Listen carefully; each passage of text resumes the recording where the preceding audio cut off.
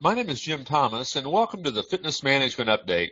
Our topic today is gym organization requires good time management.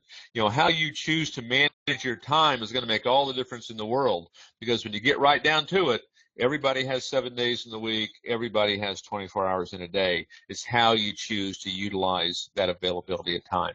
So number one is your time analysis. And what we mean here, this is going to require that you're monitoring activities.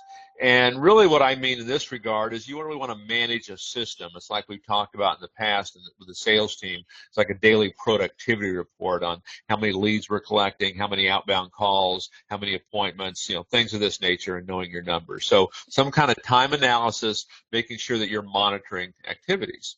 Now, the next thing you want to look at is, time wasters. And there's a lot of time wasters out there. And these time wasters, they're more concerned with, here's how busy I am. Here's how busy I look. And it's not how busy you are, it's how effective you are at what you're doing. So take a look at time wasters in your organization.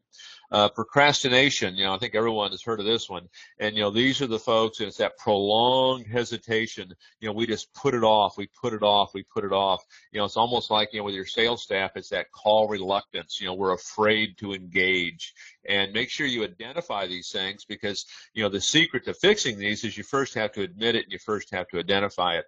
And you're going to find when you do this, you're going to be much more effective in the course of your day. The next thing we see that gets in our way is, a lot of folks with good intentions, they want to have, an open door policy as part of management. There's a lot of great reasons to do that, but what you want to be careful of here is unscheduled interruptions and getting your day, bogged down to the point that now nothing gets done. Okay. Next is lack of planning. And every owner, manager, director, department head, you should have a plan of action. What we find that happens if we don't have this written plan of action, and what is the process for moving forward, is we end up with indecision. Decisions don't get made like they should. Next is paperwork. Certainly paperwork at, several levels is part of this. Consolidate as much of that as you can. Simplify as much of that as you can. Make sure you don't have duplicate information going out. You don't want to get bogged down in this.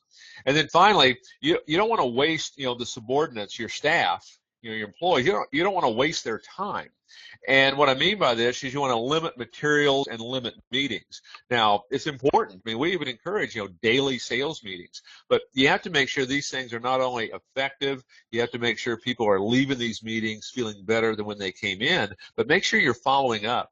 Just to do it, just to bombard them with information, all that's going to do is, get these folks bogged down and make them less effective at what they're doing. My name is Jim Thomas, and this has been the Fitness Management Update.